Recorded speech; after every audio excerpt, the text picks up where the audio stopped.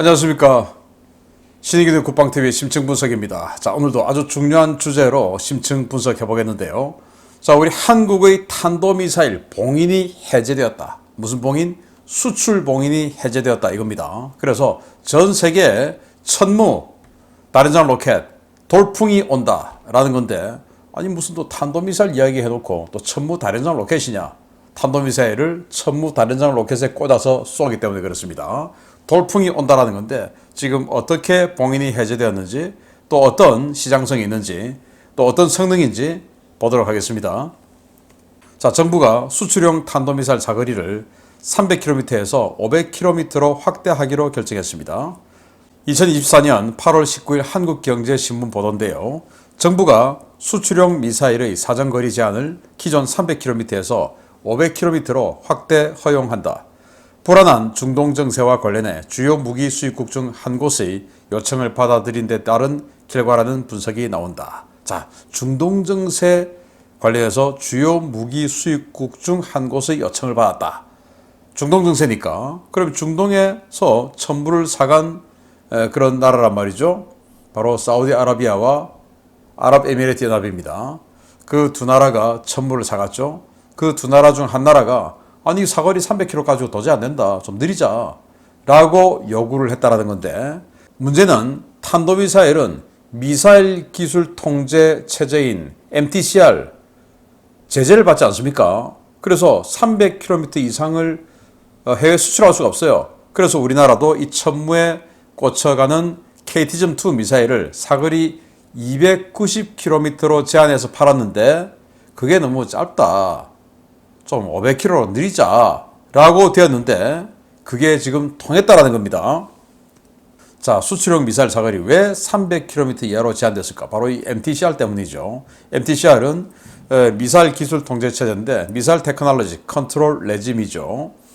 자, 이 미사일 기술 통제 체제의 내용은 뭐냐? 간단하게 보면 핵과 생화학 무기 등 대량 살상 무기 운반체 또는 관련 기술이 불법 거래 우려가 있는 국가 또는 개인, 그룹에 이전되는 것을 규제하기 위해 미국 등 7개국이 주도해 설립한 체제입니다.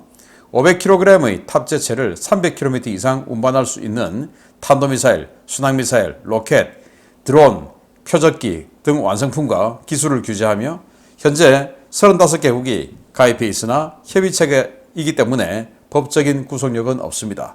즉 협의체지 법적인 구속력은 없다. 그런데 왜 우리는 이 MTCR에 목을 매달고 있냐? 바로 미국이 이걸 주도하기 때문에 미국이 협의체이긴 하지만 너는 잘못이야. 그러니까 너 제재 받아야 돼. 이렇게 하면 제재를 받게 되니까 못한다라는 겁니다.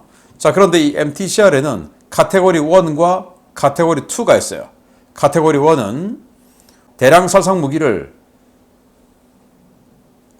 다른 나라로 쏴보낼 수 있는 능력, 그겁니다. 로켓 시스템의 완성품이나 여러 가지 재진입체, 또 엔진, 뭐 이런 것들, 또 이 부사기 이런 것들, 뭐 이런 것들 전체를 다 이전할 수 없다라는 건데, 카테고리 2는 여기에 들어가는 것들은 뭐 그 의도가 우리는 대량 살상 무기 절대로 안 해 라는 의도만 있으면 이 정도는 된다 라는 건데요.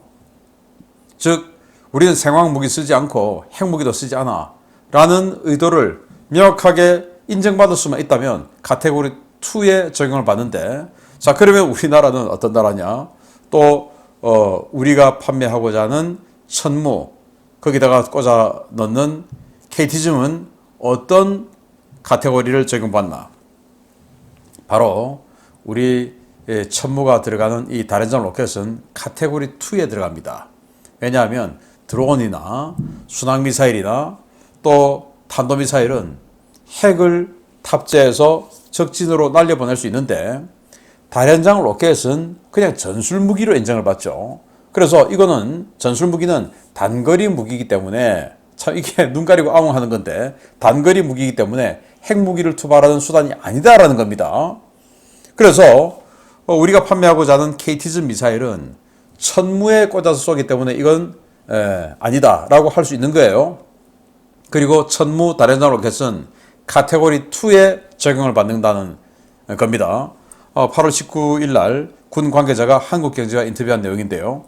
다른장 미사일 등 카테고리 2에 해당하는 품목은 무기 수입국의 의도를 통제 기준으로 삼는다. 무기 수입국이 자신들은 WMD 목적으로 무기를 수입하지 않는다라고 주장하면 규제를 피할 수 있다. 즉 수입국이 의도를 잘 설명하면 되는 것이다. 그래서 정말 이게 참 사실 뭐 우리 입장에서 봐도 야 이게 맞냐 라고 생각이 들 정도인데 다른장 로켓이기 때문에 이건 전술무기니까 무기를 수입한 나라가 우리는 WMD 사용하지 않아요. 이거 가지고 그냥 전술적인 용도로만 쓸 거예요. 라고 잘 설명하면, 그래서 잘 설명해서 미국 등 이 MTCR을 주도하는 7개국이 이해만 하면 된다 이겁니다. 즉 미국이 이해하면 된다 이겁니다. 그래서 미국이 사우디아라비아, UAE 니들은 그래 핵무기 사용하지 않아 라고 생각만 해주면 된다 이겁니다. 즉 미국이 필요하면 된다 이거죠. 자, 그래서 우리 천무, 누가 봐도 다른장 로켓이죠. 천무에 들어가는 다른장 로켓. 다른장 로켓이 뭐냐? 멀티플 로켓 런치 아닙니까? 로켓 여러 발을 꽂아서 쏘는 발사기. 그 말이 다른장 로켓이죠. 자, 그러면 요거 KT즘 미사일 한 발, 또 300mm 로켓 6발, 또는 KT즘 미사일 2발, 뭐 이렇게 여러 발 쏘기 때문에 이 멀티플 로켓 런치 아니냐, 그리고 그 발사기 아니냐라고 하면 그냥 카테고리 2다라는 건데 이게 참 희한하죠. 그래서 이 전문은 이거 MLRL인데 그냥 탄이 좀 더 큰 것 뿐이에요. 그리고 당연히 우리는 WMD 즉 대량 살상무기 안 쓸 거예요 라고 우기면 된다 이거죠. 그 우기는 것을 미국이 그래 맞아 해주면 된다 이겁니다. 그런데 이거 해줬다라는 겁니다. 중요한 것은. 그래서 중동 이 클라이언트들은 왜 사거리 연장을 요구했을까? 사우디아라비아와 UAE죠. 어차피 미국도 프리즘 사거리 1000km 간다잖아 라고 했는데 제가 봤을 때 이 중동의 이 두 나라는 우리도 1000km까지 가자. 지금 1차로는 500km 하고 2차로는 1000km까지 가자 라고 할 것 같은데, 자 이걸 사거리별로 한번 끊어서 볼게요. 아랍에미리트연합 같은 경우는 이제 여기에서 기존의 300km 그리고 사거리를 지금 500km로 연장한다고 하죠. 그리고 아마도 제가 봤을 때 거의 90% 이상의 확률로 앞으로는 1000km로 가자라고 할 것 같은데 1000km가 되면 이 파란색입니다. 300km를 사거리를 가졌을 때 이 아랍에미리트 연합은 그냥 페르시아만 건너편에 있는 반달 아바스 해군기지나 뭐 이런 주요 군사시설 정도는 타격할 수 있어요.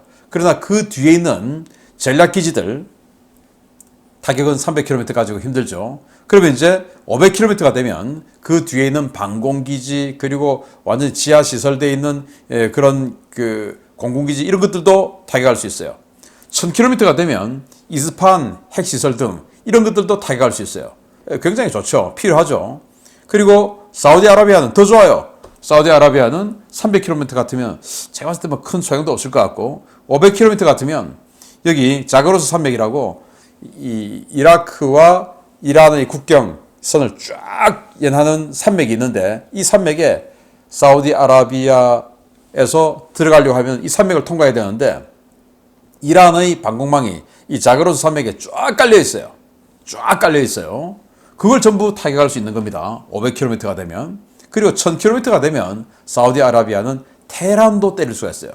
그러니까 사우디 입장에서는 일단 500km는 기본으로 돼야 되고, 왜 300km 큰 소용이 없으니까 500km 돼야 되고, 그리고 1000km 되면 미국도 1000km 하니까 하이마스, 에메랄레스 1000km짜리 프리즘 꽂으니까 우리도 하자. 똑같이 미국하고 라고 한다면 테헤란까지 때릴 수 있는 전술 무기를 다량으로 가지게 되는 거니까 앞으로는 여기까지도 갈 것 같다라는 거예요. 자, 그러면 사우디아라비아, UAE가 저런 필요성이 있는데 이란 때문에, 그러면 유럽은 또 어떠냐? 러시아 때문에 필요하고 또 벨라루스 때문에 필요하죠. 벨라루스가 러시아로부터 이스칸데르 미사일 받았지 않습니까? 그리고 거기다가 핵탄두를 장착했다고 그랬죠. 둘이서 똑같이 자랑했습니다. 그러면 벨라루스와 국경을 마주하고 있는 에스토니아, 라트비아, 리투아니아 같은 이런 발트 삼국, 그리고 폴란드, 이런 나라들은 벨라루스에 대한 억제력을 가지고 있어야 되겠죠. 그게 이제 500km입니다. 500km. 그리고 1000km가 되면 폴란드 또 이 발트 3국 등이 모스크바에 대한 억제력을 가질 수 있어요.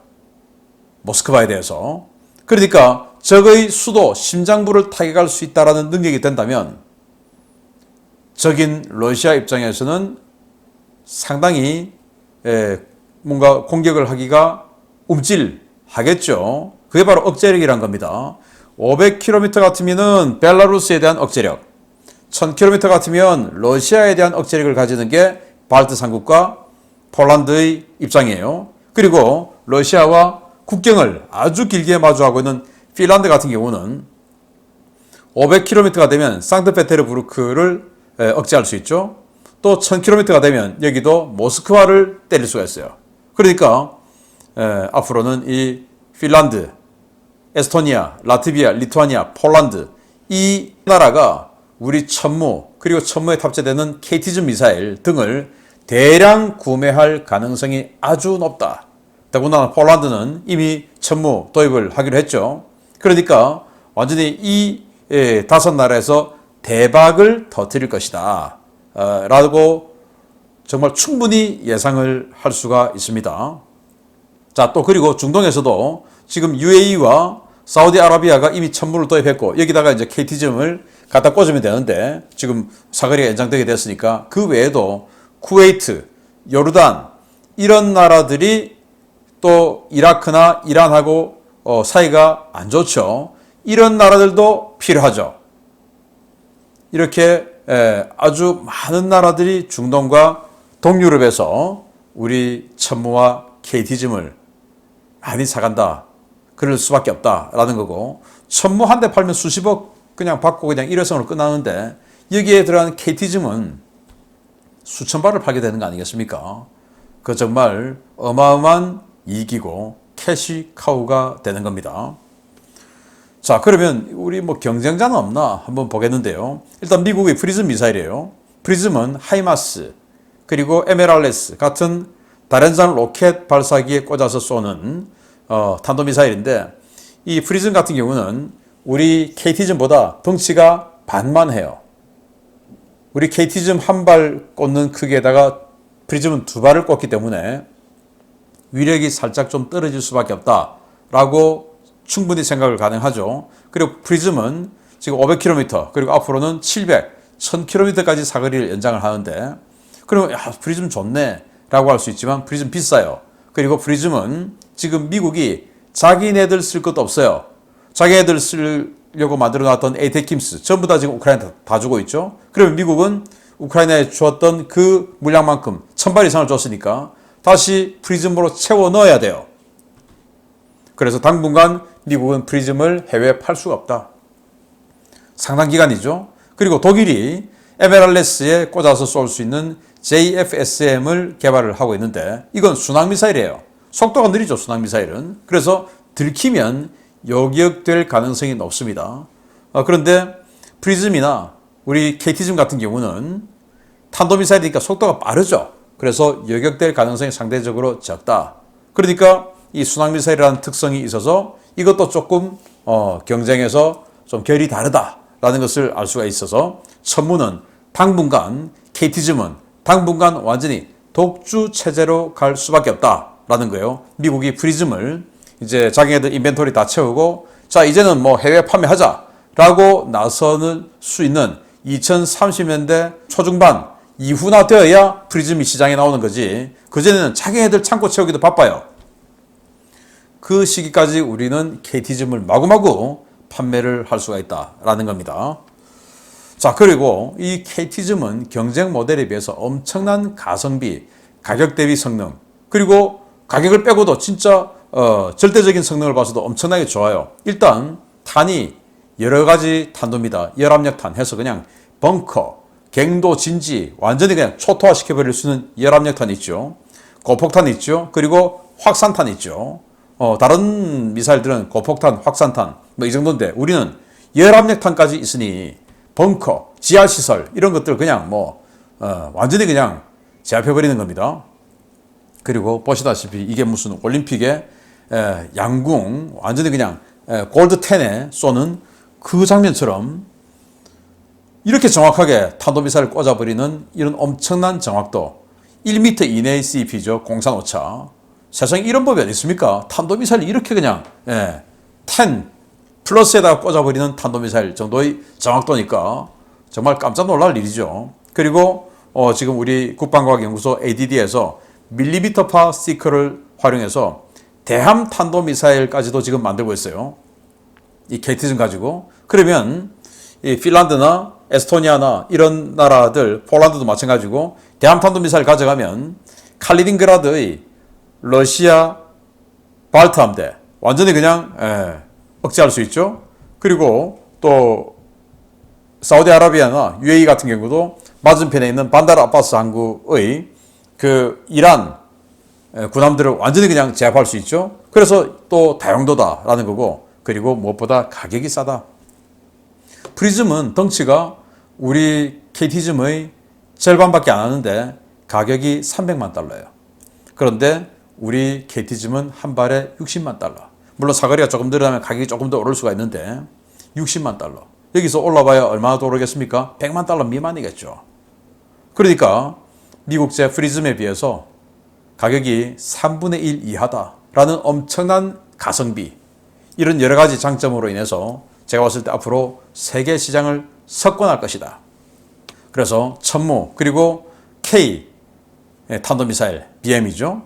발리스틱 미사일 사거리 확장의 날개를 달고 이제 전 세계로 갈 텐데 방금 말씀드린 것은 중동 국가 그리고 동유럽 국가 이런 나라들 외에도 스스로 군사력을 좀 강화하고 싶은 나라들 많죠. 예를 들어서 알제리와 긴장 관계에 있는 모로코는 친서방 국가니까 뭐 이런 나라들도 이 천무 플러스 KT즘 필요하죠. 루마니아 마찬가지죠. 또 알바니아 마찬가지죠. 네, 이런 나라들 많습니다. 불가리아도 마찬가지고. 그래서 이 동유럽에 많은 나라들이 있고 중동 이런 나라들이 앞으로 우리 천무 플러스 KT즘을 완전히 대박으로 사갈 그런 토대가 마련되었다라는 기쁜 소식을 전해드리면서 이런 기쁜 소식을 매주 알려드리면 얼마나 좋을까요? 마치겠습니다. 감사합니다.